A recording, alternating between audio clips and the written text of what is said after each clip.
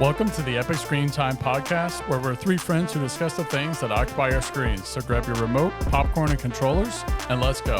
I'm Garrett, and I'm joined by my co-hosts Sam and Carter, and today is our 2024 awards show. We are basically just going to discuss all the things that we loved in 2024. So before we begin that, what have y'all been doing for the past couple weeks? Anything crazy? Actually, correction. Our first thing is our drink today is a pomegranate Campari cocktail. What is Campari? I've never heard of it. It's an Italian bitter liqueur. Okay. So it's got vodka, pomegranate liqueur, simple syrup, and Campari.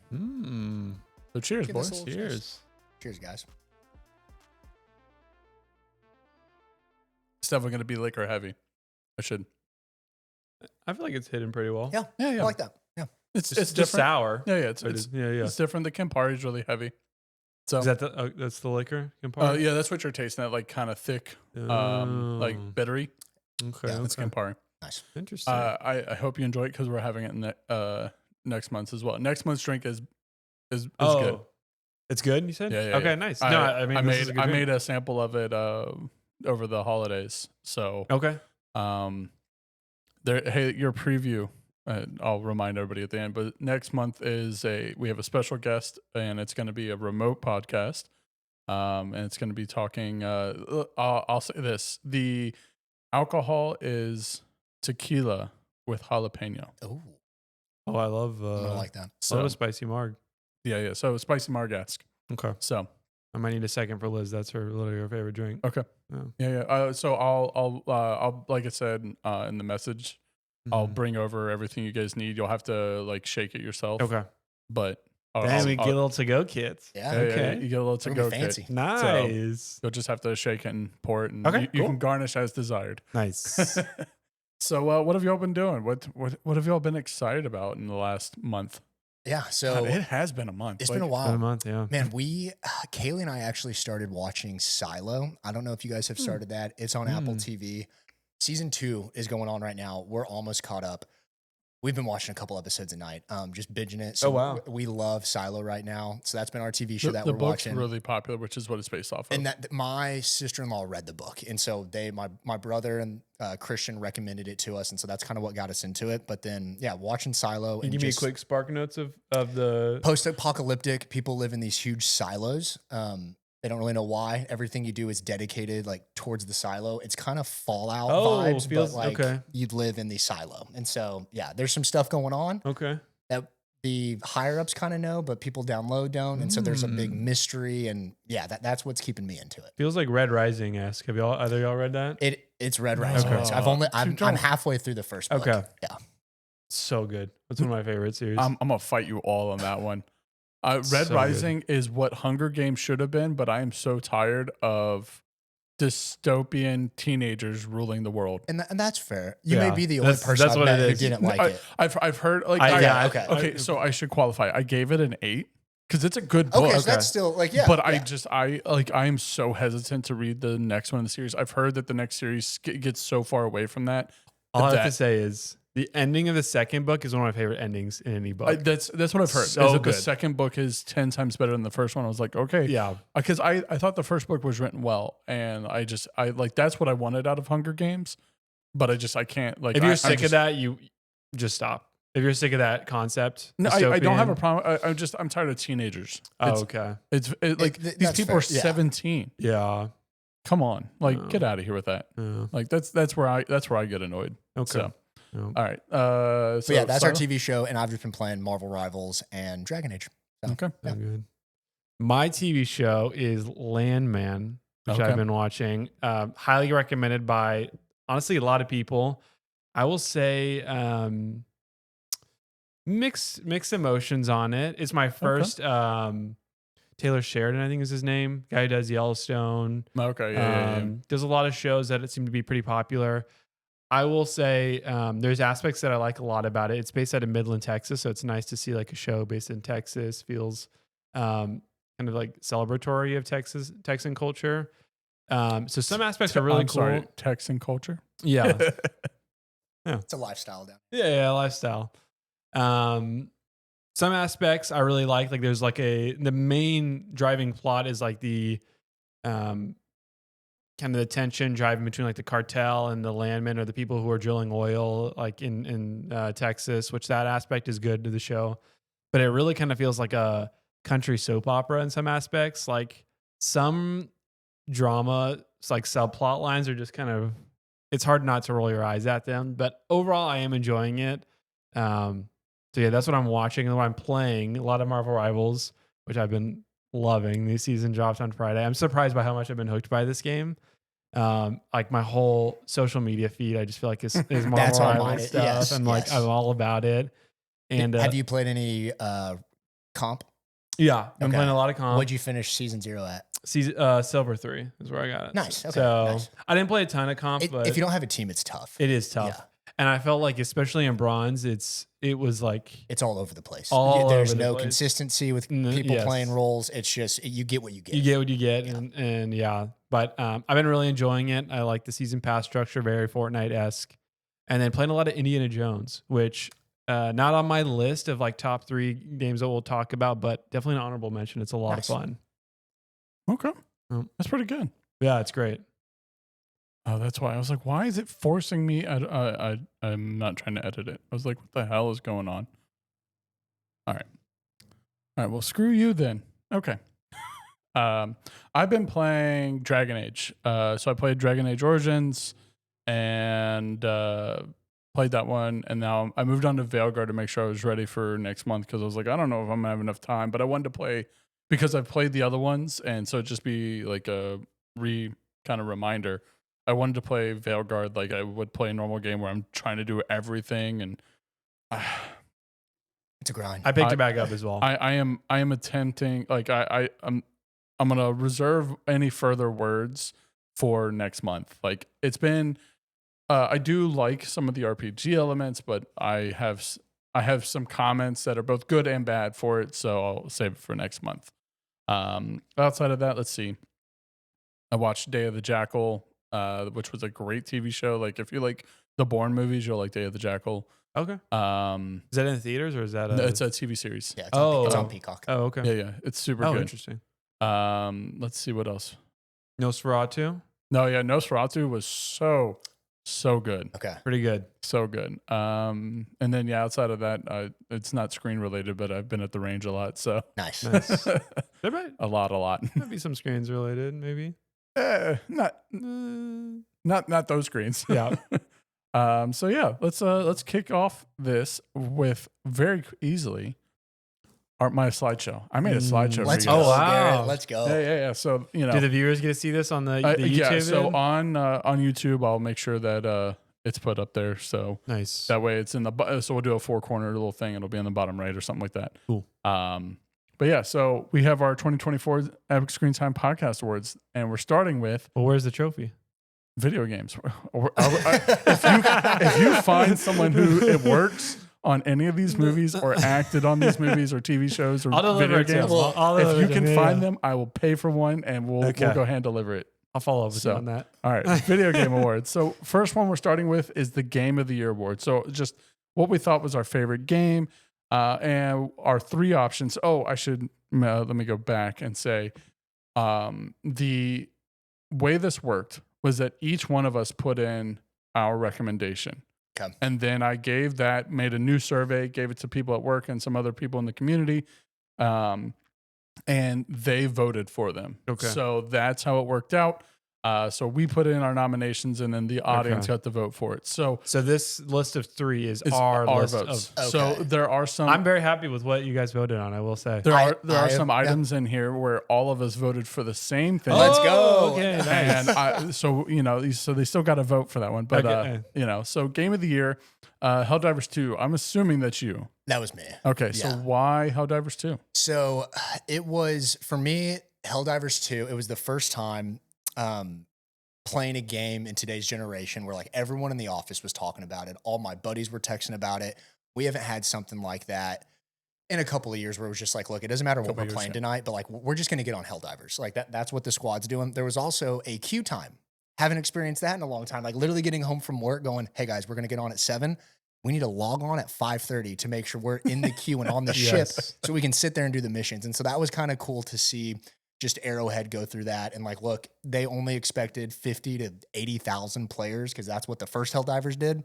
And this one was just Not even close. hundreds of thousands of players. Yeah. And so it was a lot of fun, played it for months. But yeah, great multiplayer, just loved the lore on everything too. And just the, Cup of Liberty, all that stuff. So Helldivers was fun. I know it's kind of hard to take yourself back because it was really, it's very early in the year, relatively in January, right? Yeah. But it was a real moment for months. Yep. Yeah. Like, it felt like Fortnite again. Yeah. Everybody was playing it. Yeah. They keep bringing out new content too. Yes. And it's free. Like, I heard they reverted all their like controversial changes. I don't know if that's true. They had a Killzone collab where basically like, hey, if you wanted to Killzone from like PlayStation? Yeah. So like you could be Yeah. a Helldiver in Killzone gear, and it was very expensive for like the super credits that you had to pay for. Well, there were going to be 2 phases of the Killzone collab. Yep. Phase 2, they gave it to the community for free. So like I literally nice. logged on and it was I could just go get all that stuff. And so Is it too late? it may not be. We can see. I get home. But yeah, I thought that was cool. So they're going to do collabs with, different games and stuff that's, hey, Helldivers-esque, but. And also cool. Like the balancing, didn't they revert the balancing stuff as well? They did. So like, and that's where whenever Helldivers first came out, there was there was some stuff that was, overpowered. There was some stuff that was like, oh, don't even use that. It's a waste of a stratagem. And then Arrowhead did a great job of just giving us content, giving us more stuff to do. Well, then after a couple of months, they started nerfing everything. So it was like, okay, nothing's fun to play with anymore. Yeah. I feel like I'm just dying. And then it kind of fell off. Well, they just came out with a new like race that you can play against. And so that's been fun to kind of go back in a little bit and get into Helldivers. But yeah, nice. Okay. It was a good time. Nice. Final Fantasy VII Rebirth had to be you, Sam. It was me, yep. So yeah, Final Fantasy VII Rebirth is my game of the year for 2024. I loved it. It is the second of the remake trilogy. So 7 Remake was the first one, and then Rebirth is the second. Early in the year as well, so it was kind of... I'm sorry, are you saying they had to make 3 games to fit all the content from the original Final Fantasy VII that came on 7 disc? Yes, they did. And you hear that and you're like, oh, this is filled with a bunch of fluff. No, the game is massive. Hey. And 7 Rebirth is everything that I wanted improved over Remake to a T. Like Remake was a 25, 30 hour game, very lean, but very enjoyable. Rebirth was like, we're going to give you a strong narrative for the whole, it took me 80 hours to beat, but give you a ton of options as far as side content that you can go very deep with. Like there was like a chess like game, Queen's Gambit, or not Queen's Gambit, it's like Blood Gambit, something along those lines. Close. I always mix it up with the show. A lot of an unreal amount of side content. You could legitimately play this game for 300 hours and have a good time with it. And yeah, I just loved it. I thought it was a great sequel. Great storyline. I loved how the story concluded, and there's weirdly like depth to the story, like a lot of theorizing around where this storyline is kind of differing from the original. So it's been fun to kind of dive into the YouTube conspiracies as far as where is the story going? Like, what does this reflect? Kind of multiverse-esque, but it's done in like a creative way. Yeah, just great story, great combat. Really fun game. Okay. Yep. Garrett Lee, you're never going to hear this, but his name was Garrett too. We were friends in elementary school. He used to play it and I would watch him. It was because I didn't have a game system at home. Okay. And so Final Fantasy VII has always been one of those games where I want to play it because I never played it, but because all of my memories are so nostalgic of how good it was and how complex it was. I'm like, I don't know if I can go back and play it without ruining. You don't want to ruin You got to do it without you that. gotta So I've been. It's been one of those like I'm interested, but so good. I gotta. I should have picked it up over the holidays. So when it was on good discount. because it was also It's Steam. Is it still? Steam has another sale. they code. do Okay, yeah. Until it comes out like in the 26th or something like that. Okay. But it's the first week that I was on paternity leave after Eli was born. So like Nice. I literally Oh, you had all the time. a baby in the world. naps Yeah. every other hour. So I'm like, okay. In the wanna first pick month, this up? a new dad's not really doing much. Yes, Yeah. exactly. I literally have photos of him just sleeping on me while I'm playing Yeah. Rebirth, and it was a good time. It's one of our favorite photos from Facebook. So Yeah, it was a good time. all right. I said Marvel Rivals. I tried I to like keep it. it to games that Yeah. were new this year that I played that I could remember. And that was Yeah. the thing is that I've spent a lot of this year kind of going back because I was waiting for Assassin's Creed. And it got delayed again to March, which I'm okay with. I'm okay with too. I'm okay with because I mean, like I feel like they're putting a lot of time into making sure it's right. But Ubisoft, there's a day one patch. I will fly. It's game over. I will fly and slap you all, every single one of you. Like that will be the most annoying thing of all time for a single player game to have a day one patch after 3-4 months of extension. I saw a tweet on Twitter that had like a ton of likes, like 100K or something. It was like, Ubisoft is so scared of Shadows failing that they're actually finishing the game. That's really good. That's good. But Marvel Rivals for me, like we were talking before you showed up, it's been a fun game. It's not one that I will play, but I think it's the only new game that I played that I spent significant amount of time on and that I've enjoyed playing by myself. I've enjoyed playing with you guys that I've never felt like I needed. Like I would never play competitive. Like I am not that good at the game. Like I can heal because it's simple. Like my dumbass can figure that out. But like that was like it's not something I'm gonna keep going back to unless someone invites me and just like, let's jump on. Yeah. But because I'm trying to burn through Dragon Age to get ready for next month, like I'm like, it can hold off. Like I haven't even played Call of Duty other than like the occasional time Rob calls me and goes, hey man, we need someone, hop on. I'm like, all right, cool. Yep. But yeah, so before we move on, yeah. What went into your decision of choosing Rivals over Black Ops 6? Because I know you loved the 6 campaign. Wait, hold on. Say that question again. What I guess what was like the tipping point that led you to choose Rivals over Black Ops 6? Warzone. Warzone is so bad. That's fair. That's fair. Like it like to be honest, like I completely forgot Call of Duty Black Ops 6 came out this year. I loved the campaign. I thought it's my favorite campaign since 2019 Modern Warfare. Yep. It just Warzone is abysmal. Yeah. And I completely forgot about it, to be honest. Yeah. That's how bad it's is. It's in a rough spot. That's tough. So it's in a rough spot. That's tough. And they don't care. No. So the winner, Helldivers 2. Hey. Let's go. 55% of our votes went to Helldivers 2. Marvel Rivals only had 1 vote, and then 3 people voted for Rebirth. Oh, nice. So yeah. I am very happy with Helldivers 2. Like I said, it is. I would have been so happy early with in any the of year. those. Yeah, same. I would as well. Helldivers was really a moment, though. It's fun to reward a game that just feels like it took over the culture and everybody talking about it. It very much felt like Elden Ring. You did. From a couple years ago. Everybody was talking about it. Everybody was playing it. YouTube content, so many videos about Helldivers. Like even there's a YouTuber called or group, 2 guys called Defend the House, where they do like Mythbusters for different video games, and they tried to dig a hole in Helldivers 2. Like for like 8 days, where they were just sending the same stratagem into the same hole, trying to see how deep it would go. It's a great, like it's so dumb, but it's so fun. Yeah. So now they also tried to play golf with their dead bodies. Oh, that's interesting. funny. Yeah, so highly recommend the channel. Like they don't do a lot of serious content. Actually, they do zero serious They're content. just having fun. But they do like Call of Duty Mythbusters, stuff like that. So very good. Best narrative. We have Star Wars Outlaw, Persona 3 Reload, and Last of Us 2 Part 2 Remastered. I have it's tough to beat that.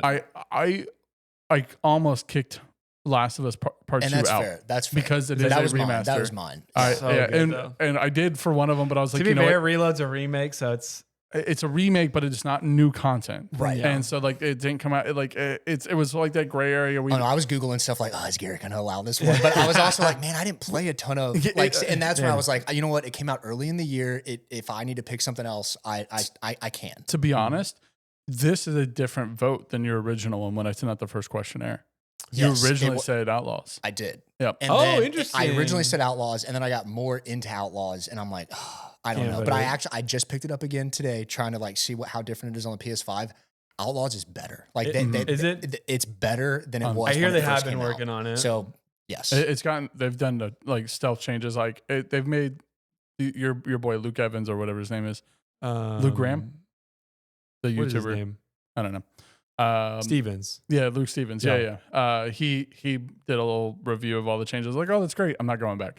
I did watch Honestly, that. Garrett, that's exactly how I felt. And I was like, man, let me just see. Like, I know it's probably going to come up today. Let me see how the game's running. It's running better. So, But I was able to play through it. I did everything. So, like, I didn't really have any issues. Good. Like, and, like, I didn't finish it. I only got about 12, 15 hours into it. So, I'm like, there's still a good amount of stuff for me to go do. So, I'll start this one. So, Star Wars Outlaws was mine. I enjoyed the storyline. It's very just, I love Star Wars. And so, being able to dive into the content of Star Wars and not being a Jedi was nice and refreshing. It's not the greatest gameplay. When I played it before, they did all their updates. Like, there was definitely parts where I'm like, all right, fine, I'm just going to kill everyone because stealth system didn't work. But the storyline was good. Like, all right, cool. It gave me I felt like Han Solo-esque. And so I can dig it, you know. And I didn't really have any, like, Helldivers doesn't really have a storyline. What's the other one? It's the stupid other one that we played. No, we played it together. Space Marine. Yeah, Warhammer. I don't have a clue what the storyline is. In That's fact, one that was that tough you to like follow. You get had to go deep watch into it. the lore. You could be like, oh, it's great, but it's like I'm not. Okay, so that is our most watched short. It has over 1,000 views. It's also our most disliked short with 10 dislikes, and it's our most. It's a passionate fan base. It's a most commented short with 30 comments. Oh, and one guy's like, this game isn't for plebes, and I laughed my butt off reading that because I was like, you're right. I have no idea what's going on. And so like it's like I wanted to like it because I know it has such a passionate fan base. I know like it's one of the like most popular like tabletop RPGs out there. I just have no idea what's going on. And you have to, it relies so much on the first game that I'm like, I don't know. I don't know what happened in the first game. Even watching a little like 15-minute video about the orcs, you know, I'm like, okay, I don't care. No. Yeah. Like, and so like, I couldn't, there's too much, like you said it when we were playing, there's too much like exposition going on while you're fighting that you can't hear. Know what's happening. You have no idea what's going on. And so like I need a cutscene. Yeah. It very quickly got kicked off. So Star Wars Outlaws to me was the best one. Like I felt like the cutscenes were done really well. Like I just love Star Wars. Yeah. So for me, this was the best one. That. And dude, the first 10 hours of Star Wars Outlaws, you feel like a bounty hunter. You feel like you are Han Solo having to talk your way or shoot your way out of stuff. And it was cool. Yep. And that's like, nice. They did a good job. So Persona 3, Sam. Yeah, Persona 3 I know that's you. Yeah, it's me. I'm a big Japanese RPG guy. Off my 2 votes. I'm a big Persona fan. Never played 3 before, so 3 is a really old game that came out on I think PS2 originally. Then damn, yeah, then a PSP remake and then a remaster on the PSP. And PSP, man, I have one of those. I miss that thing. Oh, incredible! One of the most influential systems. Before its time. Yeah, very revolutionary. I mean, you can watch DVDs on it. Like I remember watching Spider-Man 2 on repeat on my PSP. Anyways, that's sick. That's good, cool. So good. But incredible narrative. Persona 3 Reload does a great job of engaging me on the main plot, but also engaging me on a ton of different side plots with side characters that I felt invested in their story based in like a high school environment. I just loved it. That was really great. Really moved me. A lot of mature themes like depression, suicide, a lot of that stuff. Okay. And a lot of well-written characters. Is it in English? It is in English, yeah. Okay. Great voice acting. Okay.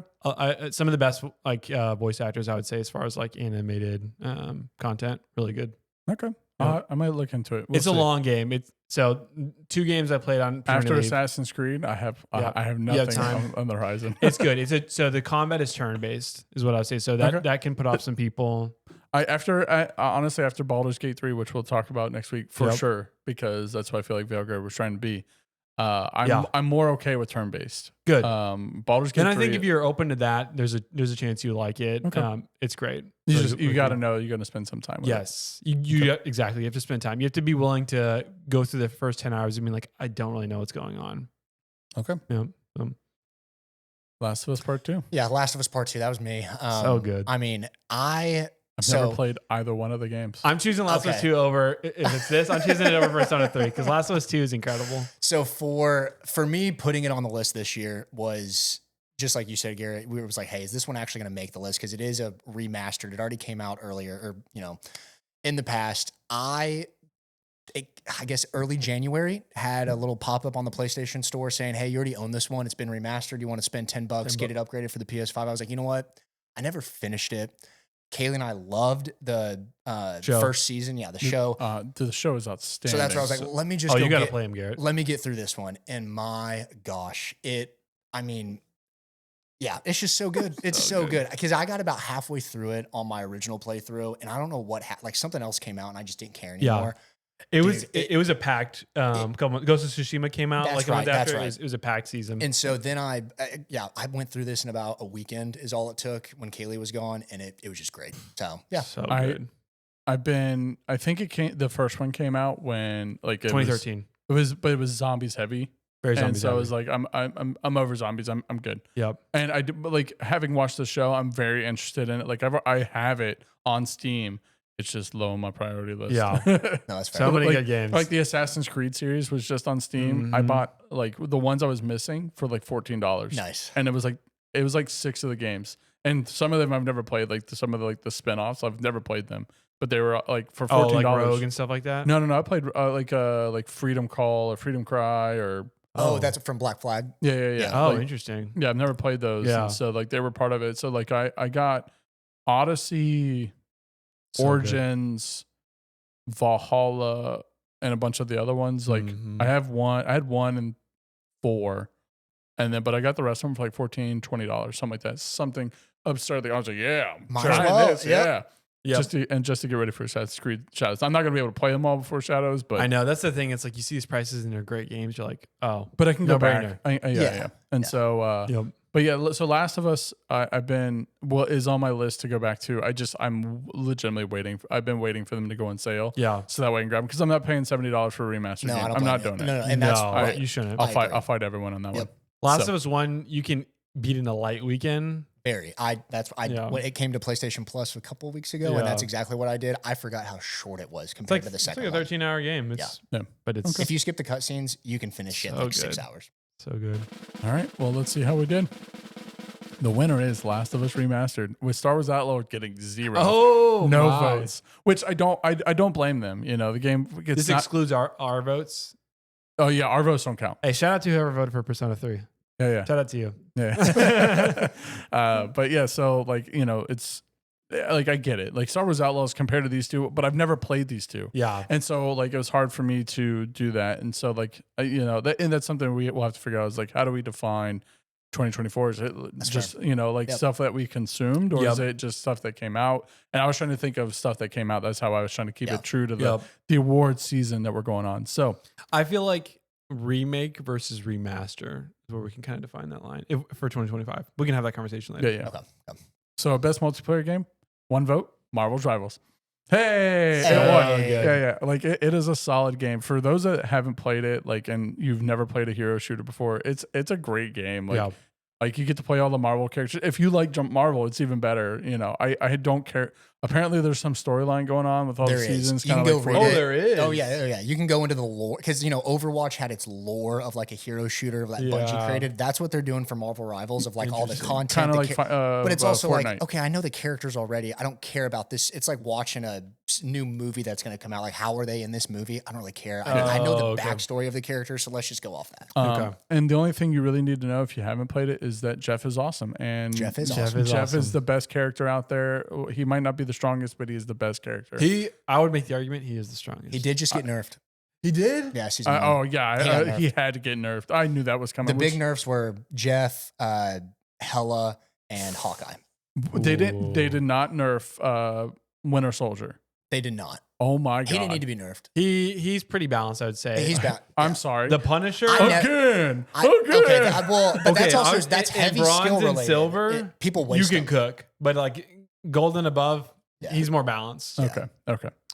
But yes, we're talking about their ultimates for those of you that don't know. But I'm surprised Penny didn't get nerfed. She's a little strong. But no, Jeff. Every once in a while, Holly will come in, my wife, and she'll be like, "Oh, where's Jeff?" And so and then I put him under the ground, give her the headphones because he goes, "Damn it." So cute. Yeah, it's adorable. Yeah. He's just a fun character. She's so fun. She found a crochet pattern for him. No way. That's what she got into. Nice. All right. Best visual design. Both of you said Black Myth Wukong. Oh, hey. Nice. Dude, looks So, such a good I like game. So why did y'all say best visual design? I've only ever watched. I haven't played it. It's on my list. I do own it. Again, priorities. Priorities. So I spent the year trying to go through like DLC that had Sure. come out for games that I'd already played, and so that's why Cyberpunk was on I here. love that vote. Did the So- Cyberpunk DLC come out this year? See, There was two that came out. the But Phantom Liberty. Phantom Liberty came out. I remember it's 2023. Yes, okay. but they did have a update like 2 months ago. Okay. It was a visual update where you could customize your car. You can scan your car on the road now and take copy their it. I saw design. that. That's cool. And I'm like, okay, cool. This is cool. That's but crazy. They're still doing that for a campaign game with no. Well, I think it's DLCs coming it's out. probably going to be the last one. No. But they Oh, moved, you mean update or game? update. Okay, because they're for sure doing a Cyberpunk too. Well, no, they moved the entire developing staff to Witcher Witcher 4. 4. Witcher 4. But we don't have to go this. But I would be shocked if they didn't make another Cyberpunk. Oh, they're going to. They have for to. sure. It was for sure. Witcher 4. Oh my gosh, I can't wait. Hey, CD Projekt Red. Yep. If you're gonna do Cyberpunk 2, make it like Mass Effect. Let me import my choices and character from game Oh one. From my the gosh. original. That'd be cool. But I don't give a shit. how though? Why not? What do you mean how? No. I'm saying you beaten it. Have y'all both beaten Yeah, Cyberpunk? yeah. Where do you go from there? Well, I mean, like, right. Do you play the same character? Right. well, it depends on the Right. ending. Like, if you chose, like, I want one like 20 years later. Like, give me I a did- whole, just a whole new I wanna- creation. Like what they yeah. did with like I want the same world, what but they new did with what? Phantom Liberty. That was mid campaign. Oh, sorry, they went. That's right. I didn't play Phantom Liberty. Oh, it's okay. Okay. It's not as good. Oh, I loved it. I think with Phantom Liberty, it makes it the game it should have been. I will agree with that one, but if it weren't free, I would not have paid for it. It is. It's $30. Yeah, if You must have gotten if the old. he, yeah, he yeah. bought it came with the version Yeah, he yeah. got. Yeah. Dude, are you kidding? Okay, I- that's one of the most bang for your buck DLCs. Out there. I will agree with you, but it doesn't. For me, I think it's too little, too late. Does that, if Yes. If that came out with the original game, it would have been people would still on the be list playing of top You think top so? 30 of Okay. all time. Yeah, top yeah. 30 games. For of me, all it was time. the 2.0 update when they came Yes. out with the and Exactly. is that when that's when I read. Yeah, they came out. Oh. Well, it came out like technically a week or two before. Okay, because I got an update on Steam where it was like, "Hey, 2.0 is Yes. out. Maybe try it again." I'm like, you know what? I loved it. Let me just Yeah. see what. That's when I was picked like it up. 10 times That's better. when I picked it up on So Steam. much So, better. anyways, so we all agree that 2077 is visually beautiful. So good. Oh, Yes. I mean, it's Nvidia still uses it for their the whole 50 series, all their graphics cards. Look at Cyberpunk. That's what they're showing. Yeah, I It's was still gonna shows say. Cyberpunk. Yeah. So why Black Myth Wukong for y'all? I just love. There's a couple of things about it. Like one, if you have a 4090, which I'm sure not a lot of people do, but if you have a 4090 and you say I don't have one either, but if you say 4090 max graphics, Black Myth Wukong is just stunning visually, and the scope as far as how do I describe this? Like there's a very grand scope of like character designs, boss designs, like world design. I just thought it was visually stunning. That's the only way I can put it. Okay. I mean, that was my thing. Off of everything I played this year, Black Myth is what stood out of going, wow, this just looks great. Yeah. It was the game that I was like, whoa, when I Right. turned it on. Right. Because I'm playing with like great monitor, state of the art PlayStation, I guess nowadays. And there's certain things where it's like, okay, this does look a little older. Black Myth was, wow, they pushed this to the limit. This looks great. And so that was just cool to see. Yeah. Okay. Cool. The winner? Cyberpunk. I'm not mad at it. If I knew Cyberpunk, I could have put it. I probably would have put like Cyberpunk. 3 people still said Black Myth, and I think for some of this is very much like talking to the people who like voted. Yeah. Some of them hadn't played the other game or hadn't seen of it or heard of it, or any of the issues. I was like, look, just vote how, like, even based off like if you saw a trailer for it, like, Yeah. Right. just vote. Yeah. And to be clear, I think I played 12 hours of Black Myth. Yeah, and I know I you stopped. didn't beat it. So Yeah, I never beat it, but I mean, just it. The one thing I took away from it is like, man, it's a damn good looking game. Yep. So it is on my. It'll probably be what I play after Assassin's Creed Shadows. Oh, interesting. Okay.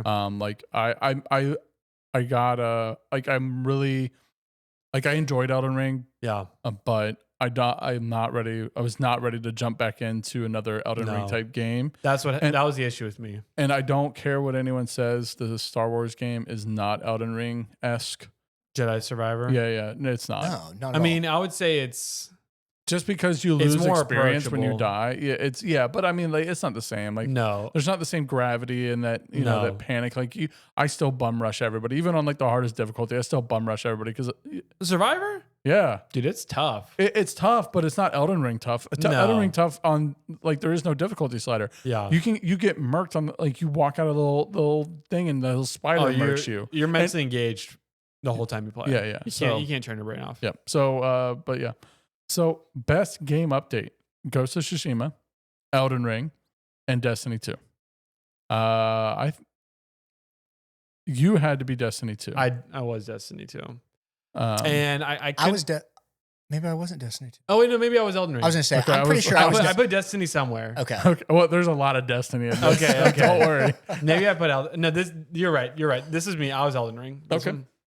And I just did Destiny for best game update. I got back into it this year for the first time since college, and so it was fun to just get back into Destiny in the final shape. And yeah, thought it was a lot of fun. I like that vote. Yeah. I like that vote. So what you would be Elden Ring? Yeah, So I'm Elden Ring. Shadow of Erdtree. Shadow of Erdtree. I mean, people made legitimate arguments that Shadow of Erdtree is the game of the year, which I feel like if you saying a DLC is in that, even in that conversation, that's why I say. Well, and that's where I felt with Phantom Liberty when it came. Yeah. And I saw all the stuff Yes. with that. I was like, that could be its own game. But yeah, 100%. Yeah. My only issue with Shadow of Erdtree is that navigating the world was so much more difficult than the original one. Yeah. There's still some ideal path for Elden Ring. Yeah. I would say like Shadow of Erdtree, there's really not. Yeah. Like, but even like there's whole sections of the map. I'm like, how do I get here? I had to look up how to get there because like there was no Absolutely. and like and it wasn't like it was all these optional bosses. But I'm like, look, I've killed all the other ones. Right. Like I think I told you guys when we were playing. Like I was level like 300 You or were what. hot, I yeah. was like when Shadow of Erdtree because I died so many times on the original one. And so yeah, like that's me. I was like, that's why it's out for me. But Ghost of Tsushima, it came to PC this year. 100%. You beat it this year? Or did you play it? It came out this year. I beat it this year. I beat all the DLC this year. So good. It is a perfect game. Perfect's crazy, but it's a great game. It is to use your scale, it is an exceptional game. Exceptional. I'll give you that. I feel like there's a little side content that I could use more depth with, but I loved the game. Yeah, I mean, but you can't have depth for every side, all the side content. This isn't a Japanese RPG, so we're not investing 300 hours into this game. Sure. But I think to me, it is what every single player game should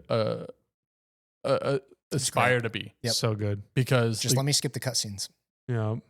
Yeah. if I want to. That is my own. That will always be my only gripe with Ghost of Tsushima.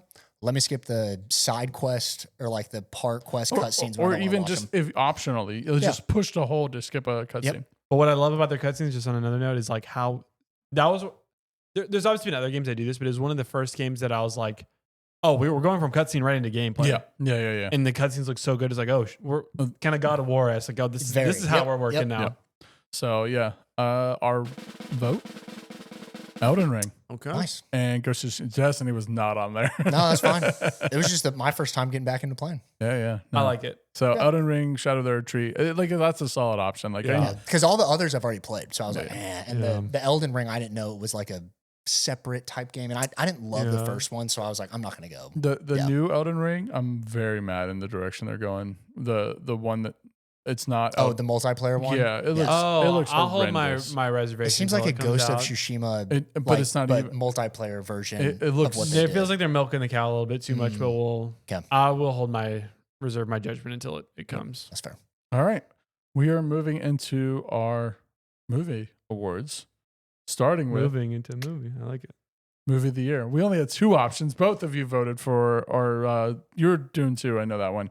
I was Dune 2 as well. Yeah, I was like, so we have Nosferatu and Dune 2. Yep. Why Dune 2 for you guys? I just loved it. I loved the first one. I don't disagree. For me, just anything. I'm a big sci-fi action movie guy, and it just hit everything on the head. You got a little love baked in there too, some humor with Lisan Al-Gaib. So it was just all so good. Loved Dune.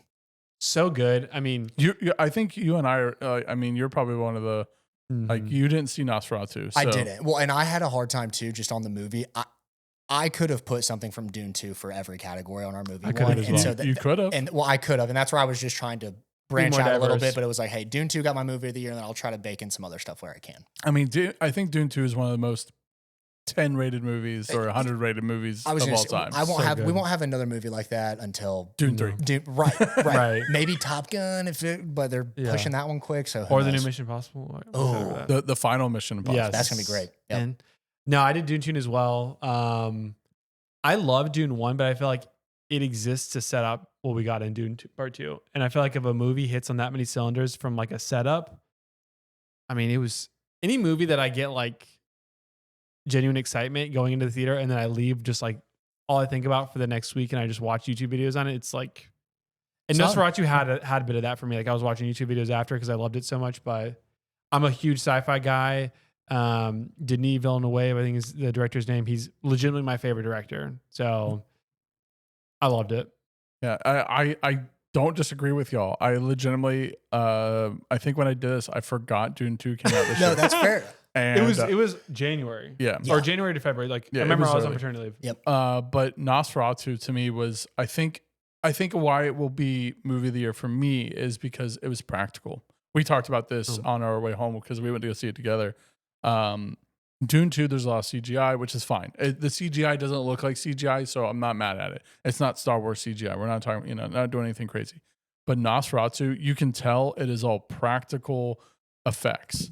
They are, like they're doing forced camera angles, forced perspective. They're doing all these old school tricks to make you feel a lot. Yes. See, that's cool. I like that. It is a feat as far as like cinematography. Yeah, it is. I also like Lily Rose Depp, like realizing that she's Johnny Depp's daughter, like she's outstanding. I am actively looking to find more movies with her in because she is outstanding. She is better than Zendaya any day of the week. Nice. Some scenes she's in, I was like, it almost took me out of the scene. Yep. Just from the perspective of I can't believe a human being is pretending to do this because it feels so real. Yes. And then I got back into the scene because I'm like, I got to zone in. Yeah. I agree. No, I love that vote. I think I really enjoyed the movie. Yep. So movie of the year, Dune 2, obviously won. We had one vote for Nosferatu. Shout out to you. Whatever that was. Shout out to the Nosferatu individuals. So, but yeah, no, Dune 2's a solid movie. Yep. Best director. Hey, guess what? We all agree. Denis Villeneuve. If you go watch my Prisoners review short, I talk about him. He is good. Prisoners is great. What a movie that I didn't know incredible, existed. Dude. Also, like, did you just watch it recently for the first time? Yeah, because you recommended because we were talking about him. Oh, and so I've been going through his. Dude, I watched it in like high school or like freshman year of college, and it was like, oh, dude, that is wild. And tell me, is there any movie where you're more convinced a guy's guilty and then feel so bad when you realize he's not guilty? Yeah, I'm like, this guy, he's the killer. He's the plot kidnapper. Twist that you don't expect. Like that is incredible. That to me is what makes a good movie. It's like she hates watching movies with me because I'm like, oh, I know where this is going, or reading books because like you get like there's this really like repetition. Well, not even that. There's in books especially, there's this really heavy emphasis on I need to lead the reader to where it's going. No, you don't. Right. You absolutely do. Let me get there on my own. But also, some like creators use the same habits to try and misdirect. So a movie that creatively misdirects is just in this day and age, it's got to be applauded. Yep. So all right, hey, best director, Denis Villeneuve. Yeah, I had to read his name like 5 times with like Google Translate because like the reason I know is because from actors like in interviews, Denis Villeneuve, something like that. So best performance. Lily Rose Depp from Nosferatu. Did we both vote the same one on this one? No, you absolutely did not. I was about to say, you both went with Lily Rose. I mean, look at that scene alone.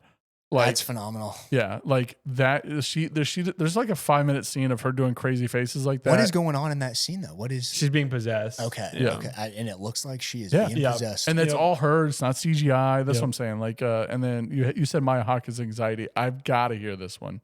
Just from how she portrayed anxiety and the voice acting, I thought was impressive. And again, I love that. I wanted to give best performance to Timothy from Dune 2, but I'm not going to do that because everything else is already Dune 2. And so I was just branching out of, okay, best performance. What did Kaylee and I go see that was like, you know what? I thought they did a great job. And she did a great job playing anxiety and just seeing that on the screen for the first time. I love that. I would have to argue that Timothy Timothée technically was not the best one. Like and Dune 2? Yeah, I find his scene where he's talking to the masses to be very forced at times. I love it's that so scene. good. But my barber would totally agree with you, just so you know. Yeah. He did not believe his, but I loved it. I don't feel like Timothée believed what he was saying. That I think like he took me out of it, not the words that were presented or the way it was presented. I just don't feel like it's very esoteric. But I don't feel like he believed it, you know. Yeah. So best performance, Nosferatu. Oh, yeah. 90%. Like, and which is crazy to me because most of the people who voted, I don't think or have watched both. Let me phrase that. I was going to say, I bet the majority of these people haven't watched both. Yeah, I haven't. I bet no one actually watched no, Inside Out 2. I guarantee you all of them watched Inside Out 2. Ooh, okay. Because knowing who voted, most of them are either adults with kids, or just in general love Pixar movies. Nice. You know, and so like this one surprised me the most. Well, I will say I haven't heard. All I have heard about Nosferatu so far is Lily Rose Depp. Yeah. Go see it because of Lily Rose Depp. Like what's his name? Nicholas Hoult. Oh. He does a great job too. He does do great. He's the prime, but like he takes a back seat. She just pulls the attention. Nice. Yeah. When she's on She the does screen. a great job. Yeah. So best cinematography, we have Dune 2 Nosferatu, and we've kind of already talked about this. Is just that, you know, practical versus CGI, and I'm going to tell you right now, it doesn't matter. This is Nosferatu for me, is what I voted for. Yeah, I voted Nosferatu for this. Okay. Because the cinematography is a feat. It's incredible. Like there's no CGI. See that in today's time, that's impressive. Yes. Yeah. I mean, there's a scene where Nosferatu is like extending his shadow over the town, take control of people, and like it's essentially inflict his plague. And the shadow is like this huge hand. There's a lot of shadow work in it. That's all practical. So it's impressive stuff. Yeah. Okay. It is super cool. I actually think we might have. I stole a scene from one of the options or we might have already missed it. Yeah, no, I think I chose this one instead. But yeah, no, Dune 2. I mean, incredible. I think it won the Oscar for it or Golden Globe or whatever the hell. Did it? Nice. Okay. I think so. Don't quote me on that one. Anybody, y'all are welcome to fact check me. I just know that it was up there. So best original screenplay. This one was wild for me. How different we went. Like we have Heretic, Wild Robots. Who did Wild Robots? Me. Okay. Did you mean The Wild Robot? I did mean it. Okay, good. Yep. Because I was like, I can't find anything called Wild Robots. I thought it was Wild Robot. I didn't even know there was a the in it until I'm seeing the name up here on the screen. The Wild Robot. And then Boy Kills World, which I've not seen, but I love the Skarsgård boys. Oh, yeah, it looks awesome. Phenomenal. Okay, I've never seen that. Phenomenal. Okay. So let's start with you. Okay, so if y'all like the John Wick movies type esque of just action shooter, whatever, that's Boy Kills World, except Skarsgård is deaf or mute. He doesn't talk. It's narrated by the guy who does Archer and Bob's Burgers. Oh, interesting. That will throw my brain off so badly. The reason is because he was a kid. He could hear he could speak when he was younger, and he's the voice of a video game character he loved. So you literally feel like you're watching him. Dude, it is one of the more entertaining movies I've seen this year. I just thought it was fun. It's a quick watch. I watched it when Kaylee was gone. Yeah, it's only like an hour and a half. Yeah, and it immediately gets into it, introduces you to the world, and then quickly wraps up. And you're like, that was just a fun movie. Nice. Yeah. Wild Robot? Yeah, Wild Robot, animated movie, DreamWorks, I believe, is who it is. And it's just a really moving story. Well done. It's kind of like a coming to age. It's a story about like I'll give like a very high level synopsis. A robot who it's very futuristic, the setting where these robots are essentially family companions, kind of like iRobot in a sense, but less creepy. This robot gets on like a crashed shipment, ends up on a deserted island, and they're very task driven. And this robot has no task because it's on a deserted island with just animals. And so it essentially develops a task of taking care of an egg where the mother's dead. And so it's kind of like a mother-son story, like coming to age, and it's very moving. Okay. Incredibly animated and great soundtrack. Nice. Okay. I said Heretic. Honestly, like it is the craziest movie of the year. Not where I expected to go. I detest Hugh Grant. I think he's completely overrated. And he should stick to his rom-coms where they're B-rated rom-coms. Has he ever been like in the Gentleman? I haven't seen that. The movie. Yeah. But no, this honestly is where this is the role for him. He's a creep. He's a know-it-all. This is where I picture him in real life. Oh my gosh. Like Grant. I cannot tell you how much I detest this guy. I don't know what it is. I just From his performances, or have you seen like interviews that you dislike him in? all of it. Okay. Like I think the performances is where it started. I'm just like Renee Zellweger. Like those two, I can't stand them. And maybe it's just like the way his voice resonates in my ear. I don't know. But I don't like it. But he's outstanding. But the two counterparts, which quick synopsis: Heretic's about two LDS missionaries that go to this house because he requested for more information, and it's pouring outside, so they go inside to get away from the rain. He says his wife's inside, but there is no wife, and then ends up trying to challenge their faith the whole way and basically prove that faith is not their faith is fake, and it's all about them kind of combating him and combating their faith. And it's a great movie. Like it's crazy. Super creative idea. Yeah, super creative. Also, like a lot of the duplicitousness that you could think about people doing, he does a great job of. Like it's just part of the natural story beats where like you're not tricked into it. The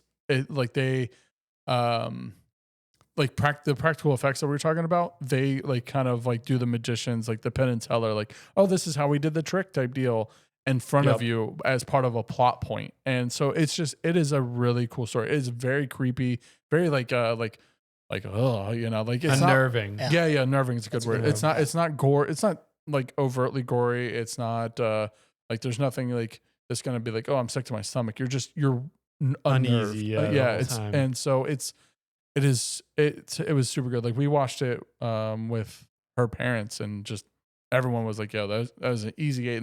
And people are hiding under the covers. Grown adults are hiding under the covers. So, but yeah. So the winner is pretty damn close. Wow. Heretic barely won out. Yeah. Wow, that was super close. Is that the closest one today? I think it's the closest one of the entire day. I need to watch it. I haven't seen that one. You should. Yeah, I heard good things, and it was like I heard Hugh Grant talk. He did an interview talking about he loved the role. He's like, I want to find more stuff like this, and so I thought that was interesting. I feel like he fit the role very well. Yeah, like you said, creepy, elitist, egotistical. Yeah, perfect. Yeah, and he does a good job of like pretending to be a nice guy. Yeah. He definitely gives like like r/nice guy. That's what he gives. Yep. He would be the epitome of mansplaining. Yep. Nice, but something's off. Yeah. So next we have our TV show awards. Look at my nice slideshow, by the way. Oh, very well done. That's a good TV right there too. TV show awards for TV show of the year. We have Shogun, The Penguin, and The Gentleman. I know for a fact that you're the Penguin. I am the Penguin. I know you've watched it, but I know that you're the Penguin because you this show is amazing. We actually haven't finished it yet. Okay. Haven't even started yet. It's great. I mean, I love the world that Matt Reeves is building. He did with the Batman. James Gunn, you got to fix your shit and make that part of the world. Get rid of your garbage corniness. No. We're not going to start that. But I mean, super well done. Like not to get into spoilers, but I love when a show does one thing, makes you strongly believe one thing, and then once it ends, your belief changes, and then you're like, you look back on the whole experience, and you're like, how did I not see this in front of my face the whole time? And that's really with Oswald as a character, like you thinking he's a good guy when in reality he is a villain. And I just thought the show did an incredible job of that, and fleshed out that world more, that universe more. And I genuinely ended that show feeling like in a fist fight, no, the Penguin cannot take on the Batman. But I do feel like he's a genuine threat in this universe now after watching the show. And it adds more to the universe, which is tough to say for a character like the Penguin who feels kind of like a joke. Right. Yeah. I like that. You said The Gentleman. I've watched the movie, haven't watched the TV show. Quick synopsis of the show for me. Yeah, so same thing as the movie. Is it a remake or is it like a prequel sequel? So I only got about halfway through the movie. Kaylee and I started it. She did not love it, and so I was like, okay, whatever. We don't have to finish it. But then the television show came out. It was done by the same guy that did the movie. I'm drawing a blank. The Guy Ritchie. Guy Ritchie, thank you. It's a Guy Ritchie TV series. And so that's where I was telling her, I was like, look, I'm going to start this. If you want to, you can. She had no desire to. And similar to what Sam was saying, like they introduce this character, they have character development.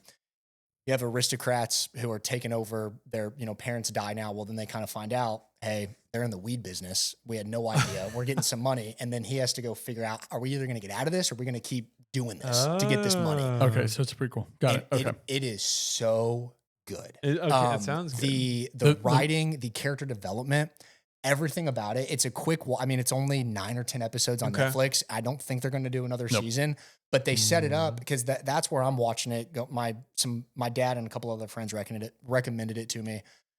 Watched it on a quick trip, and it was one that like I thought about for weeks later. Going, man, I did not see the direction they were going. I didn't see the twist that was coming. I just loved it. So you're on the edge of your seat every episode because it's an old military guy coming home who has to now deal with the drug business and didn't know his family was in it and figuring out what they want to do. So what a concept. It is so good. Yeah. If you haven't seen the movie's Matthew McConaughey, Charlie Hahn, and it has my favorite Charlie Hahn scene of all time. He's chasing down some like kid gangster who stole like a videotape or some shit, and he goes, "Just give me the tape." And they're like, "What are you gonna do about it?" So he pulls out an MP5 and shoots it up in the air, and he goes, "Run along now, run along." It's my favorite scene like from Charlie Hahn ever. But he just does it so well. But I've been wanting to watch the show. I just was like, I've got a list of stuff to watch, and so I said Shogun. You put that higher on my list, I will say. Yeah. It wasn't on my radar, but now I want to watch it. It's higher on my list phenomenal. for sure. It's after Silo, and then that's like I'm loving Silo right now. I've also got to mention Gentleman. I still have to finish all the other shows that I'm like 2/3 of the way through, like Vikings. Jeez. God, don't do it, Garrett. We stopped. I'm bad at. I don't like it. I'm done. I'll move on to something. Yeah. I want to know. Like, I want to know how it finishes. Yeah. Like I just want to know some of the like story plots, how it's gonna finish. Because like Bjorn. I know he. Well, in real life, Bjorn Ironside is where most of the TV show gave Ragnar. Bjorn is his son, right? But most of Bjorn's real life achievements were attributed to Ragnar in the show. Oh, I didn't know that. Never seen the show, but interesting. Yeah. So I said Shogun. I forgot Shogun came out this year. Shogun was good. It's such a good show. Yep. Like it was the first. Sorry, I don't want to. No. The first episode of them boiling a guy. Dude, yeah.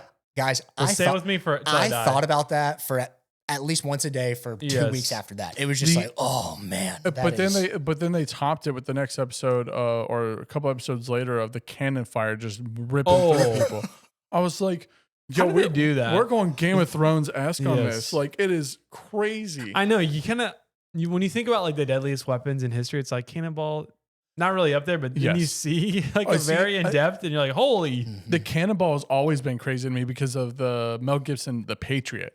Agreed. Never seen it. Oh, Sam, dude, so good. It's right up there with but you didn't watch Gladiator until earlier. Yeah. It was came a out at the same coming-of-age time. movie. It came out at the same time as Gladiator. Gladiator. Okay. You need to watch it. It is probably Mel Gibson's best film.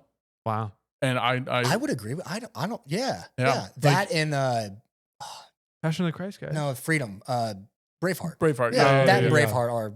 They're very, very much top tier. Yeah. But yeah, no, like there's a couple scenes where like cannonball rolls and just rips a dude's leg off. It's probably my second R-rated film, but it's definitely the first one that had gratuitous violence in it. That one stuck with me too. And Heath Ledger's in it, he does a great job. Yeah. He must have been young. He was young. Very young. Yep. So, but yeah, so TV show of the year. Tie between The Penguin and Shogun. Nice. So I respect that. I'll take it. I like everyone that was up there. I fully support. Yeah. I was really impressed. Like the Penguin's on my list. It's just one of those like there's a lot that like I feel like we say this every year because I have yet to watch Breaking Bad from years and years ago. That hurts so bad. It came out when I was on deployment. It's so and good. so it started, and so it is my favorite show of all time. It also came out at the same time as Game of Thrones. Yeah. And so like I couldn't keep up with both of them while deployed. That's fair. That's fair. Yeah. So I chose one, and that's where it started for me. But yeah, so Breaking Bad's on our list to watch. It's just one of those like we'll get to it when we get to it. Good. Like we're trying to finish up The Old Man right now. After Game of Thrones, because we just finished that one not too long ago. Next up, best limited or miniseries. So I need to start off by saying Shogun is no longer in contention because it has been approved for a second season and they start filming this year. So they only made it halfway or a third of the way through the book. Yeah, I mean, I don't foresee the Penguin getting a second. No, it's done. It's done. Okay, it's done. Penguin's okay. The Penguin is done. Oh, I didn't know the Penguins was limited. Okay. Yeah, I don't foresee getting it. Yeah, no, they already said it was a one-off series, and that's what Matt Reeves wants to do with his little side series is just do one-off seasons, and I'm like, I'm cool with that. And then Presumed Innocence with Jake Gyllenhaal was my vote, but the Shogun. That's what I changed my vote to. Did you get? You never gave me your new vote. I texted you. Ping me on Discord. I'll pull it up right now. You never send it. Hold up. I will pull it up right now. I literally said Presumed Innocent. Does this count? See. You pull that up. We're getting the facts. The fact checker it was right either here. a text or a Discord, but I sent it to you and didn't hear. Oh, Garrett. Okay, let's. Does Presumed Innocent work? Question mark right there. I'll show it to the camera. Hold on, the camera's seeing it. The camera's seeing the facts. Oh, I totally missed that one. All right, cool. Well, no, that's what I was going to say. I'm like, I voted Presumed Innocent. You know what? Presumed Innocent was mine, so it was great. Fine. I love Jake Gyllenhaal. Yeah, Jake Gyllenhaal. So this is a remake from a Harrison Ford movie. Okay. Where is it crime? I'm guessing it is. What? Oh yeah. Jake Gyllenhaal's a lawyer. Okay. Who's having an affair with one of his coworkers. The coworker dies in a very grotesque way. I didn't know you didn't see this one. No, and the whole story is about him being charged because everybody finds out he's having an affair. Oh, I'm watching this when I get It's so good. And so the whole show is trying to figure out who did it because he claims innocence hard. He's like, it was not me. But Harrison Ford was Jake Gyllenhaal's character in the movie years ago, and I'm so glad like they turned it into a TV show because I think you get so much more out of the TV show. Excellent TV show. There are definitely like, hey, parents, do not let your kids watch this. There's a lot of sex. Okay. There's a lot of rough sex. There's a lot of violence. Like, be prepared. Okay. It is not something to watch with the kids. Okay. But yeah, so it came down to Presumed Innocent and the Penguin. And do y'all have anything else to add for the Penguin? I won't add anything more. Okay. Loved it. But yeah, I even said, Shogun, this answer's here for record game and none of the votes will be split. Wow, no votes for Presumed Innocent. No, but I think because it was, I've never heard of it. Apple. I will say with Apple TV, there are four guys in my office who watch Apple TV. Yeah. Severance is all I know about. All they talk about is Apple TV and what's on there. Like right now, I think Apple TV has my vote for what's coming out of the best Apple shows. TV has the most awarded TV shows out of all the streaming services this year. Kaylee showed me a funny meme that said, all cool dads know what's in right now. And then it was like a picture of just Apple TV. And I was like, they're not lying. Like Apple TV is what there's some good shows. But the Penguin won for Miniseries. And I think it's because Presumed Innocent fell like the only reason it came out earlier this year too. Yeah, I also think like most people don't know about it because Apple TV does a crap job for marketing. Dude, I forget Apple TV exists except for when I see Severance new season. Is Shrinking? You got Shrinking, Ted Lasso. Ted Lasso. But Ted Lasso died. And Silo. Yeah. Well, they're coming out with another season. We'll see what it is. Oh, are they? Yeah. They're kind of milking that dry. But Shrinking, just as good. Good. Okay. Yeah. So we move on to best writing.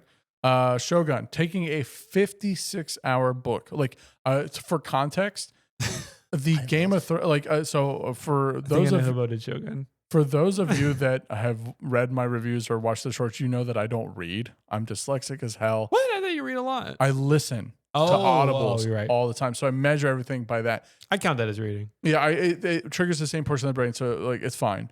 But I want to, just for context, the Feast of Crows or whatever Game of Thrones book or whatever the last one is 35 hours. This one is 56 hours. It's like 1,500 pages. It is a massive book. It is so big that when they reproduced the book after the show came out, they put it into 3 sections to make it manageable for your hand. Oh, wow. That is how big this book is. The TV show is outstanding. Does it cover everything in the book? No. Well, is it supposed to be from beginning to end? I guess is a better way to put it. Okay. Oh, well, actually, you know what? It might be. I've never read the book. It's on my list. Okay. But 56 hours is a lot to Yeah. like, oh, yeah, I'm going to listen to this for the next 2 months because I get about an hour a day. That's me with Way of the So. Kings. Like I want to read it. Yeah.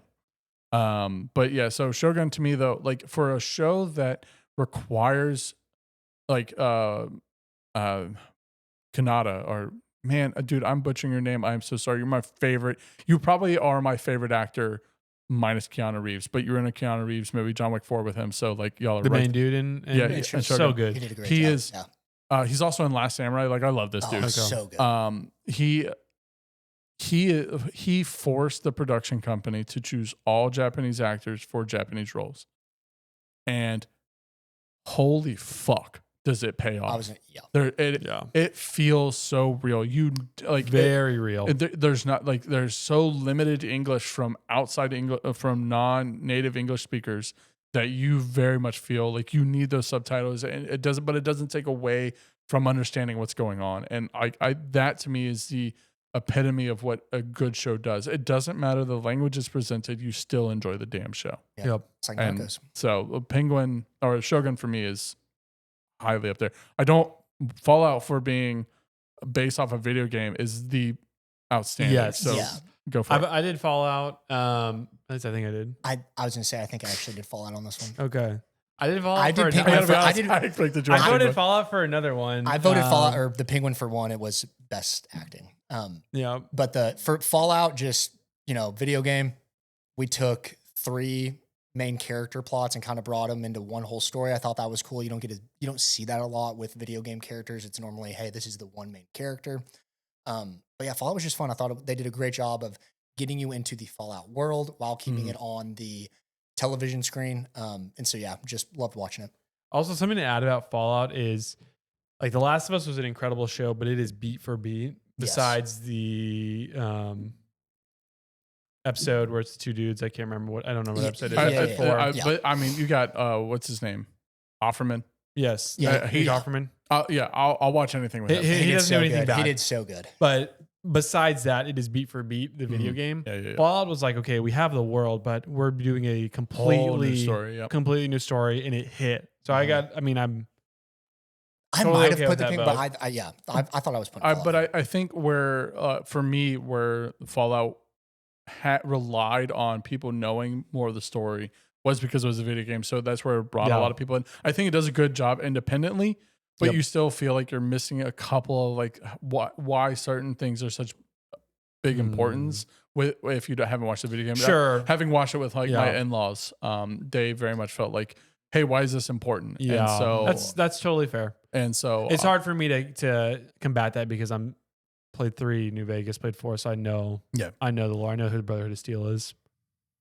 Yeah. So the Penguin best writing. Why'd you give it best writing? That's I assuming I did. I think I did. I mean, I'll go with any of these. Honestly, I love all 3 of these. I mean, the writing in the Penguin was so good. Like, you made a comment about just not expecting the ending. So. No, just anybody who watches it knows what I'm talking about. Like, I don't want to spoil anything, but very well written character. I love the plotline. I love the. I mean, when you finish watching the Batman, the Falcone family, like the Falcone guy, he gets killed, and you don't think there's much left of that storyline, but there's so much left of that storyline, and it is very interesting. The whole like drug game in Gotham, like it just felt like it added way more depth to the crime scene besides like the main big bad villains. Okay.